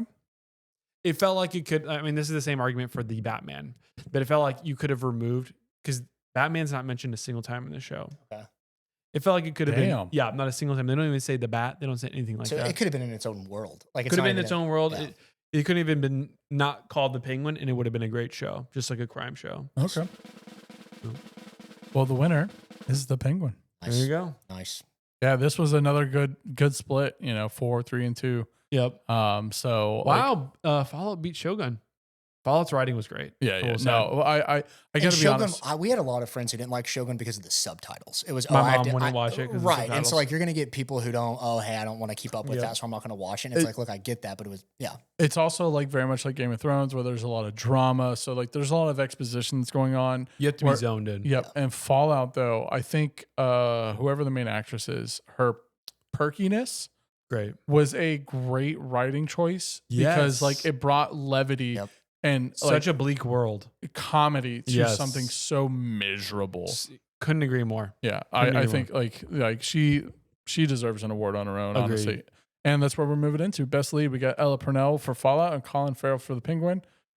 Who's the Penguin? I was Colin Farrell. I'm the Colin Farrell. Both of y'all Yep. were. Oh, that's right. Because we didn't finish it, but just seeing what he did, listening to a couple of interviews of like what he had to go through Yes. to like Yes. put this suit on. It's like, okay, that guy was fully committed. He's like, I don't even know if I want to do a season 2 because like his voice by the end of the day, he's like, I'm over talking. Yeah. Wild. I called my mom after she finished the show, and I'm like, "Can you believe Colin Farrell was that good?" And she's like, That was where Colin is Farrell? he in the show? I'm right. like, he's the Penguin. Yep. Blew her mind. Yeah. He is that character. He's the Penguin. Yeah. I look forward to watching it. Yeah. Just because of his performance. And but the winner, very close. Oh, it is close. Oh yeah, Colin Farrell.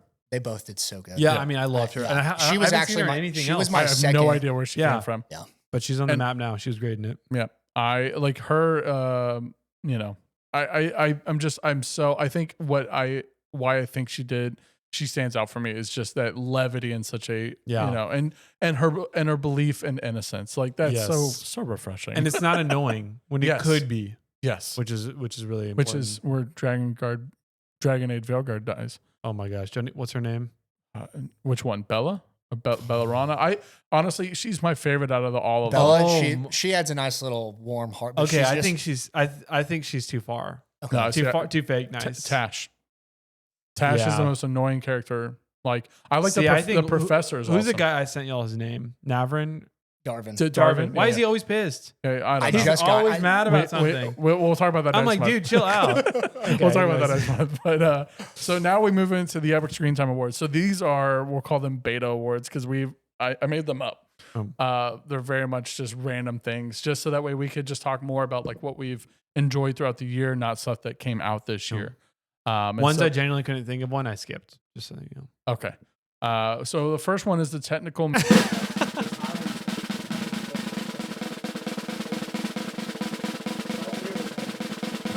And these are good answers. All these are good answers. Because like Destiny 2, I played with y'all and I was like, I don't like the You game has cannot changed. play Destiny 2 without watching YouTube videos. You can't. Yeah.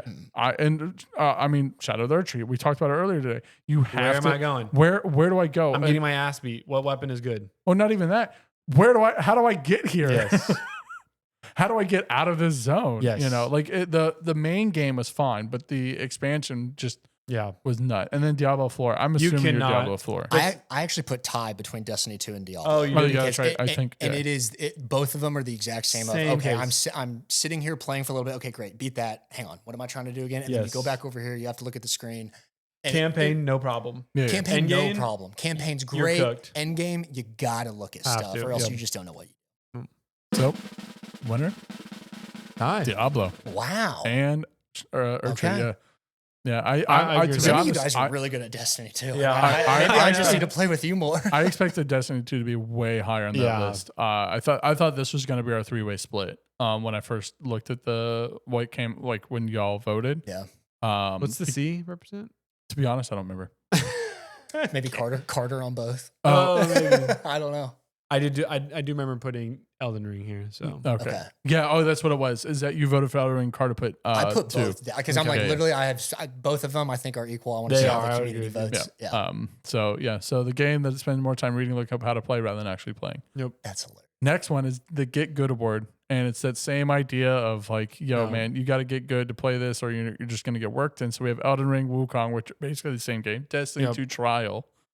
And Trials of then, Osiris is what I'm Yeah. guessing. Okay. Yeah. and then Delta Force. So Delta Force is mine. It's a new extraction shooter, which is more realistic. Think Tarkov. Yep. I've seen it. Without the like heavy realism of like your gun jams every 4 seconds or whatever.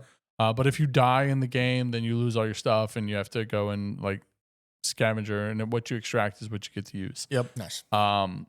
So these are all the games. So Destiny 2 Trials. I put D2 Trials. Just getting, Trials was a big thing back in the original Destiny, something that comes out on the weekends. Like you try to make it to the lighthouse and you have to win out. Like you have to win 9 or 7 in a row. Do you remember? I thought it was 8. Okay, maybe it's 8. It's Well, been years. I mean, you said 9 or 7, so 8 makes so sense. 8's right there. So we'll go, right around 8. As far as competitive games go, it is the most competitive. So in college, we used to get pizza delivered to the dorm, and it was like, hey, if you can, I'll take you to the lighthouse if you send me a pizza. And so like that used to be what me and the buddies did on the weekends, and it was so fun. Trying to get back into it in D2, my gosh. Either players are just that much better, or I'm just off 10 times worse in video. I mean, you don't miss a shot. Yeah. And that's where just playing that again and that competitive multiplayer is where I was like, I do not have the time for this. I don't care to go get the best weapons for this. Like everything was just so different. And so if you were to tell me, Sam, you have to beat Wukong without a guide, or you have to beat Trials, I'm saying, I'm taking Wukong. Honestly, I would take Wukong. Trials, I don't think I could. I don't know if I could do it. If I feel like I could beat Wukong without a guide before I go make it to the lighthouse in D2. I gotta be honest, I think I beat Elden Ring without a guide. Yeah. I just died a lot. Yeah, exactly. And ran around a lot. Yeah. I don't think you can trial and error your way out of Trials. No. Okay. You gotta. Yeah. It's 100% skill based in the game. So Elden Ring took the win for this. But I think this is because people didn't play Wukong. Yep. I think Elden Ring's harder than Wukong. Why did I have Sam as Wukong in Destiny 2 Trials? I don't know. I think I might have done Wukong though. Oh, yeah, I assumed you would. I would agree with Elden Ring is harder than Wukong. There's some bosses that I got more frustrated with than Wukong, but I just think they need to get better about tuning like the gameplay loop. I think Elden Ring is more challenging. I do too.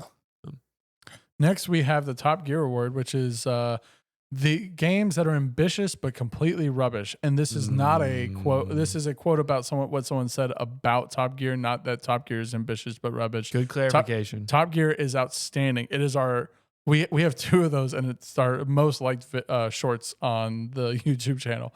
But Call of Duty Warzone and Suicide Squad Kill the Justice League were our 2 options. And if you can, when you look at the pictures, Warzone is Dead is very much the.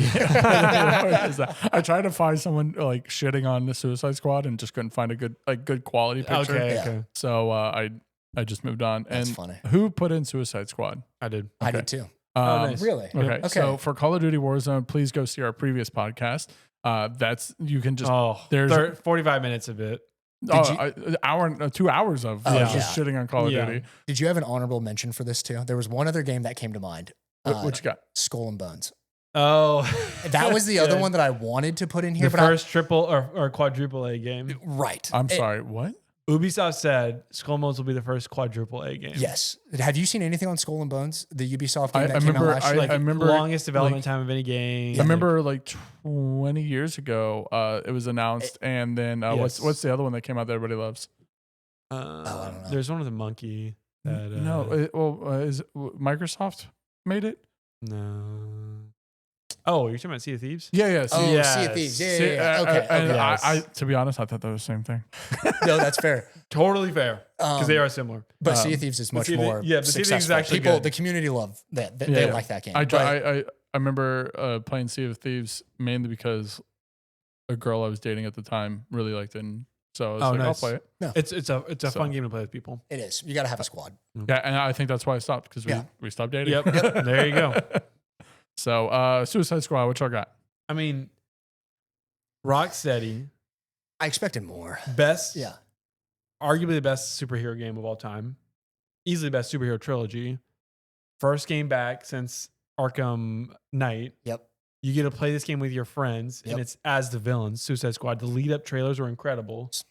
The gameplay This is going to be incredible. Yeah. And it weren't probably, other than Skull and Bones, which I think takes the cake, probably the worst game of the year. And there's a reason it's free right now on PS Plus. Yep. Not even a year later. Yep. Yeah, I watched this one YouTuber, and he just shat on it the entire time, and that's completely against what his normal videos are. He works really hard to be like, oh, this portion's fun. He could not, and I was like, I'm not touching this. And let alone, I'm like, I I'm not big into like the Suicide Squad, like Sharkhead guys. I think part of it's because like all it makes me think of is Crumb from Harry Potter with his half shark head, and it just looks stupid. Silly. And so like I'm like, all right, I'm out. But like in general, like the gameplay looked terrible. Yes. And so the award goes to Call of Duty barely. But yeah, deserve it. Yeah, like Call of Duty is just horrendous. I did see Warzone. an interesting video the other day of a guy saying, I think Call of Duty might have been horrendous when it came out. We just didn't have anything else to do during the pandemic. Interesting. And he's basically saying the new Verdansk is coming back. Look, it's going to be fun. We're going to enjoy it. But guys, it is nowhere near going to hit the same because during the pandemic, everyone was playing Call. You were either playing Call of Duty or you were sick of Fortnite. So the only other game you could play was Warzone. Yep. And that's where, after listening to that, I'm like, I don't know if it's ever coming back because I was pumped for the new Verdansk, but I'm like, he's right. Nobody, the only people that are going to play Verdansk are the people that are still playing now. Yeah. I don't know if it's going to hit the same. You'll see a surge when it comes back. When does it come back? Oh, is it season 2? I don't even know. Okay. You'll see a surge of people going back to, and if they fix things, jump into it for I will, because I loved like sniping over dance was great. So fun. I'll go back and play it, assuming it doesn't interfere with Assassin's Creed Shadows. Yeah. But if it does, sorry, you'll continue to take the back seat. Yeah, so absolutely. Yep. But yeah, I played last night for the first time in probably 2-3 weeks. How was it? I got 2 10 bombs. Okay. So like it wasn't bad, but like, I mean, to be honest, I was playing with Rob. Okay. And you've played with Rob enough to know that when certain things happens, he doesn't do anything. He just gets real quiet. Yeah, that's where he was already by the time I hopped on. And so I was just like, hey, this is fun. But it very much has turned into like, you need to have the right people with you. Yeah. And like, that's where I'm like, I don't want to be competitive. I play the game for fun, like, I get into it and I get aggressive and, as my wife will attest, I yell and scream and get mad, especially with cheaters. But since changing my name, I've run into easier. The game's been significantly easier. I've not run into nearly as many. I still run into them on solos extensively, but solos is rampant with them because apparently the algorithm, like if you report your own teammate, you immediately get risen to a review. If your teammates are reporting you, so that's why you don't see. That's why you don't see cheaters and the team game as duos, much. Quads, unless they're like they know who it is. They're doing okay. Yep. So because if your own teammates are calling you out, then it's a little weird. Which that totally makes sense. Yep. Because some people just rage report. Yeah. Me. And solo. It's like if I get beamed out of the air with a pistol from 200 meters away, I'm just. So all right, moving on. F to respect. So this is a Call of Duty reference, which we talked about in the last one. Just that meme, press F to pay respects about things that ended this year. So we had The Last of Us Part 2. Show or like the content ended or someone in it ended? Either way. I think his was like the one that kind of pulled at the heartstrings, like made you kind of sit back for a little bit, like, okay, that was emotional. Okay. I'm sorry. I'm sad this is over. Yeah. Okay. And so we have Penguin, Last of Us Part 2, and the Grand Tour. We just talked about Top Gear Award, and the Grand Tour had their final episode this year. All the guys were retired. Clarkson still has his little farm show, which he started during COVID, which is crazy to me. James has his Gen Company, and he has another show on Amazon called like James May and wherever, Our Man and wherever. And then I don't know what Richard's doing, but like they're retired. I mean, they're also 70s at this point. So like Richard might be, I don't know how old he is. He dyes his hair still. So, but they're ready. Yeah. But and so, but like someone's commented like Top Gear is a staple for the car industry in general. These three. So Grand Tour being over for me is kind of like this, oh damn, like that's it. Because like I love these three together. Like they're to me that like that's what got me more into cars was just these three because they made it fun. So for it being over, that's sad. So Penguin or Last of Us? I was Penguin. Penguin, just sad. I won't say anything, but anybody who's finished the Penguin knows why I put this. Yeah, and for just first time going all the way through The Last of Us Part 2, they wrap up some stuff from like the first one, and it was just, it kind of pulls at the heartstrings a little. Do you think it'll happen in the second season that starts? I do. Oh, yeah. Okay. And that was actually, that's a good question. I told Kaylee, I think the next, we'll get, for The Last of Us Part 2 will be season 2 and 3 is my guess of. Oh, The yeah. Last of You think Us. it's going to be 2 I would see seasons? that. Yeah, the second game is Way a lot. longer. I mean, Okay. think about it. They had to put filler stuff in for the first season for the first did game. they? Yeah, like Okay. what with the episode with Nick Offerman, that's not in the first game at all. No. But I honestly, I think that might be their best episode. It- I, it's mean, good I think episode. most people would say that. Yeah. And so that's where I think the second one, the story is, it's a lot longer. There's a lot of new characters. So I think Yeah. and it's just good. I would not be surprised if it was 2 seasons. That's my guess. Yeah, we'll talk later. But Last of Us Part 2, everyone. And this Yeah. one doesn't surprise me. Like Grand Tour, no one doesn't have the popularity that Top Gear had. It also doesn't have the runtime that Top Gear had, like 20-something seasons before, after the reboot, because it was originally came out in like the 70s and then came back. And it's a British TV show, so seasons don't mean years. But yeah. So Last of Us, everyone says that that's, this goes to the screen item with the most emotional gut punch moment, the ones that make players stop and reflect before continuing. I like So. the or cry. Say again? Or cry that you added in Yeah. there. Or cry, Frenzies. just the, ooh, okay. So, and the last, next one is It's the Me Award. So basically, people that have iconic sayings that kind of sit in your head, kind of like Mario. Helldiver is a good vote. Helldivers. Like, there's a lot of things. Helldiver's For good. democracy. Yeah. so that was close to Cup of something I said Liberty, mine. like just Yeah. anything. Yep. By the way, whoever's picture this is, it's an Etsy item you can buy. It's like a little statue. Nice, yeah. So solid work. I applaud your work. So I stole your picture. And then we have Astrobot. You're Astrobot. You're the one out of the three of us Yeah. that's played Astrobot. So why Astrobot? What's the quote? Astrobot. Okay. All right. That just got stuck in my head so much after playing. I had to put Astrobot somewhere. Yeah, that's fair. Just for this whole episode, No, I because respect Astrobot was that. so good. Yeah. Yeah. I mean, it won Game of the Year, didn't it? It did. Mhm. Yep. So I said Jake Peralta for Brooklyn Nine-Nine. Dude, I love Cool. Brooklyn Love- Nine-Nine. No doubt. Yep. No doubt. My wife and I watch that all the time. Like I'm rewatching it again. It's just something that So I don't. good. To be honest, it's something I don't need to like. I don't feel like I need to write a review on, but it's still entertaining, so I can watch and turn. That's on a comfort show. Yeah. For sure. It's like The Office Yeah. or Yes. what's Parks and Rec. Park. Yeah. Yeah. I have a hard time with Parks and Rec comparatively. Like I like Nick Offerman, but That's interesting to say that because me and my wife, we generally think there's times when Parks and Rec might be better than The Office. I go back in certain seasons of The Office. I like Yes. more certain seasons of Parks and Rec. I like when Steve Carell leaves, like the second half has more, I think, important story beats. The last season is one of the best, I would argue. Yes, but that's because California's gone. Like Yes. you have the original cast. There's some no one funny new. California scenes, I will say, but Yeah, he's so one off. Like he has like these little moments, but yeah, the whole Idris Elba stuff was stupid. when it was bad. Well, I mean, that was his first acting gig. I know. I mean, Was it he's a really? great Yeah. actor, but he's just No, such a it bad wasn't. character. Well, he was on he was in a movie called The American Losers. Gangster. he was on, I was on- going to say American Gangster Yeah. was actually his first like breakout, but Okay. then I was like, he did was The in a movie Office. called with Chris Evans called The Losers, which is one of my Oh, favorite. Losers is movies. good. Yeah, I like the Losers. Yeah, him and Zoe Saldana. Yep. Like, there's a great. It's an all-star. I mean, they weren't as big back then, but Yeah, like they're like, all. It's big. it's a It's big breakout- names. breakout It's role, big yeah. names. Yeah. And the winner is Jake Peralta. I love Jake Mainly, Peralta. I think this is more probably because most people know the reference. Cool. Yeah. And I think it's also something that we all say it from time to time, not realizing where it came from. Yep.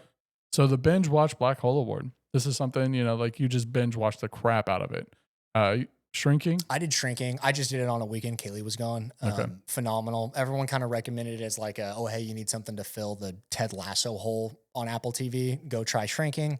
Yeah. It's great. It's about two psychiatrists who are also going through some personal stuff in their life. And so, normally you think, hey, they got it all together, but you're kind of seeing the other side of it. And so it's really good. Yeah, it's Harrison Ford, Jason Sudeikis. Yeah. No. Oh, no. Siegel. Siegel. Thank you. I like him a lot. Yeah. How I Yeah. Met Your Mother. Yeah. And you said Landman. Landman, yep, because I binged it. Yeah. Hooked me in. It's still coming out. Like the season. It is still coming out, yeah. Season finale is next week. I think? It's tonight. Tonight. Okay.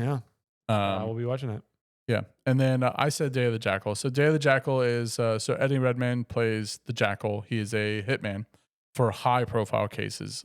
He makes some like 2.5 mile shot, and that's what starts the whole show off. Is that he makes this insane shot, which means that so for the layman, 2.5 mile shot means there's like 4 seconds of flight time, which means that you have to basically predict the future and know where your target's going to be. You can't, and you also have to like know what the wind looks like and all sorts of things. So if you can go back to the movie Shooter with Mark Wahlberg, like all of that.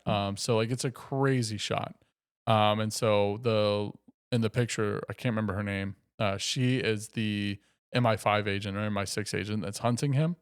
But Eddie Redmayne, like, he rotates languages in this movie because he's like a professional assassin. And his language, like, for me, sounds very natural when he switches. Like, it's not too far off, but he's a very British individual, but he does a great job with those languages. So I applaud his work. And we, the four of us, so my in-laws were in town for over the holidays.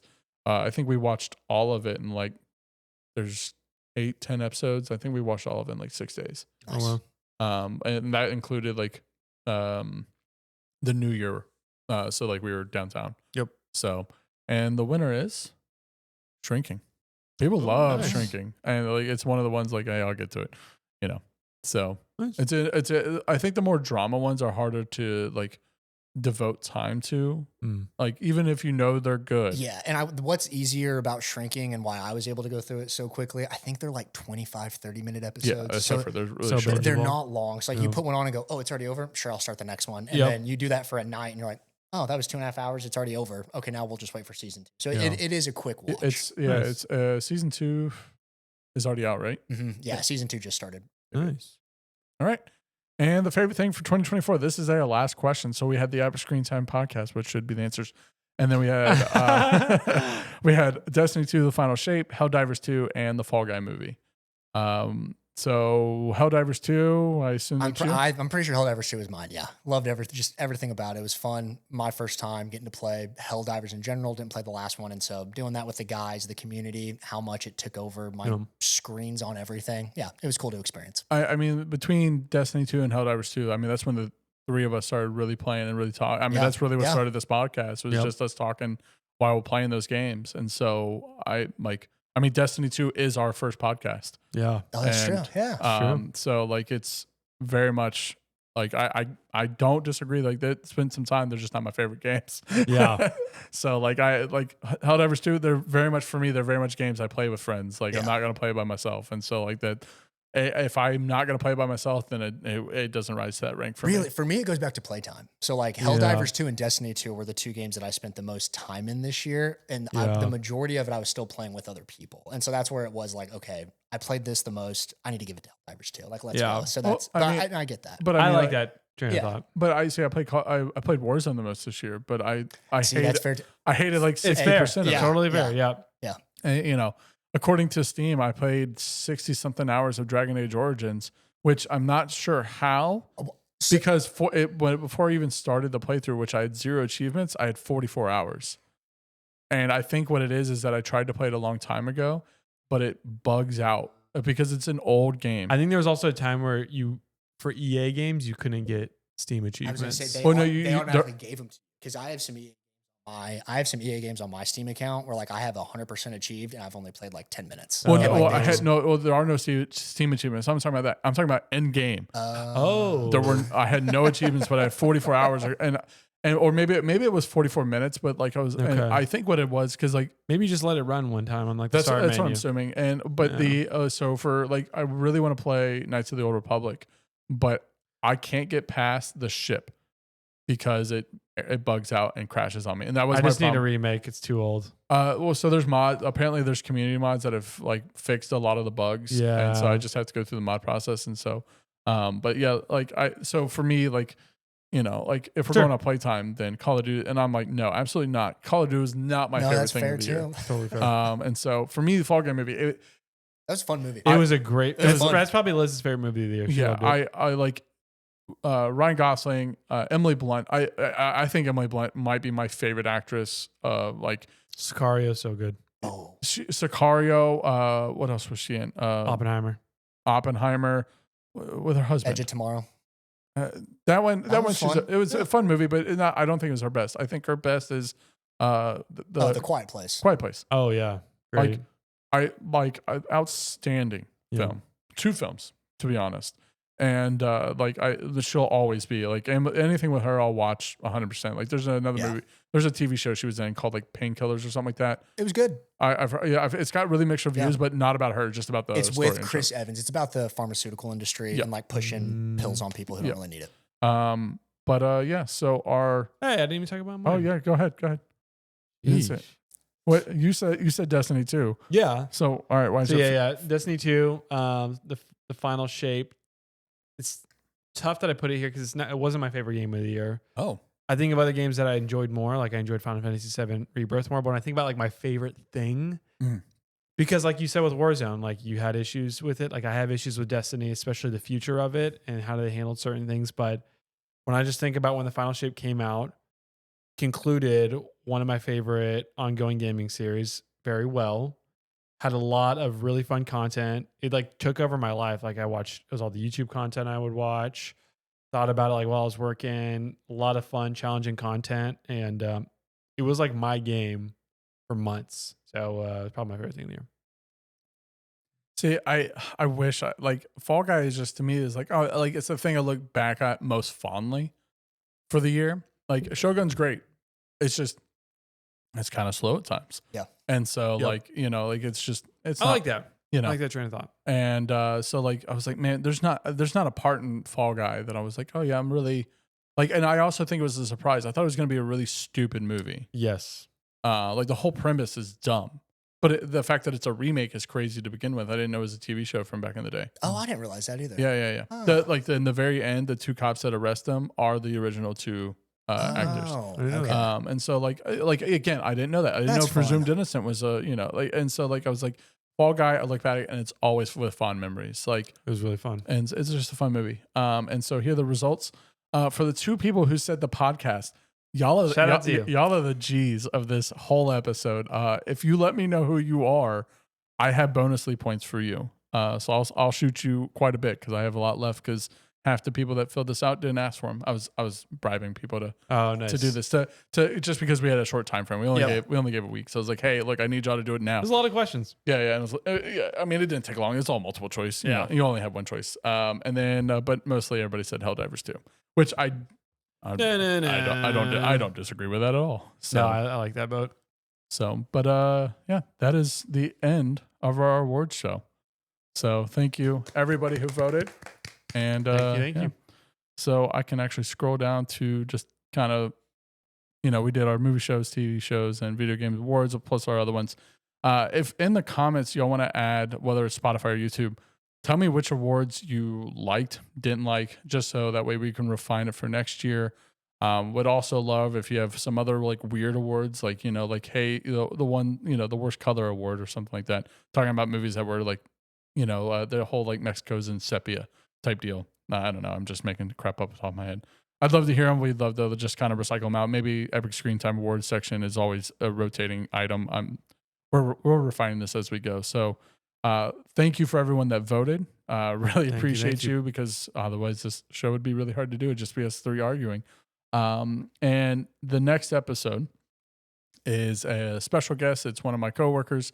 We're going to be talking about the Dragon Age series and kind of RPGs in general, but mainly just the Dragon Age series because it has gone through quite a transformation from Dragon Age Origins to Veilguard. And so that's what it is. And it'll be at the end of February is when it will be released.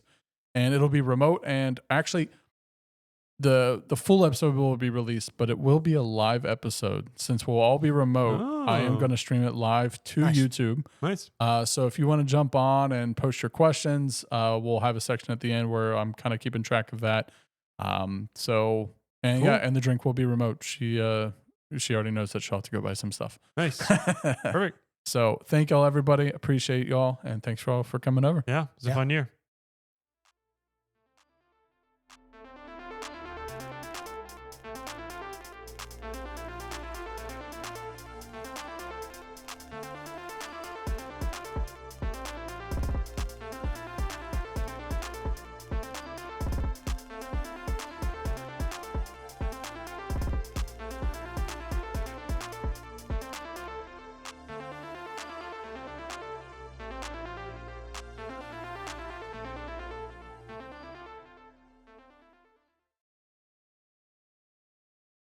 make the list from. So that made it easier. Let's go.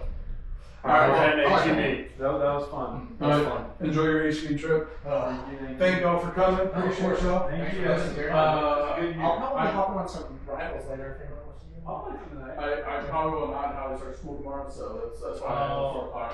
No, I like it. Y'all have a good one.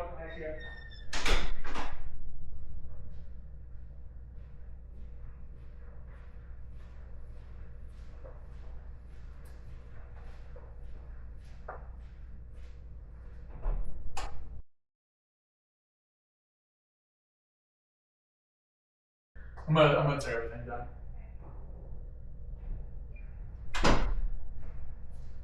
Oh crap, I left the cameras running. Shit!